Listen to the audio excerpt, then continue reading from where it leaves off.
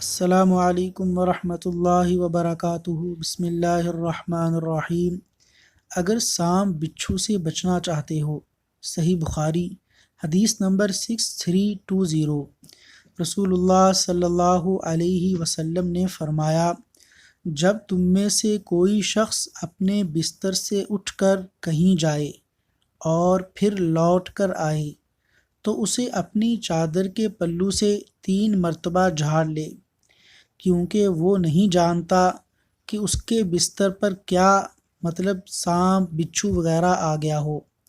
اور جب لیٹ جائے تو یہ دعا پڑھے، بسم اللہ الرحمن الرحیم، بسمک ربی وضعت جنبی وبک ارفعہ فإن أمسكت نفسي فارحمها وإن أرسلتها فاحفظها بما تحفظ به عبادك الصالحين۔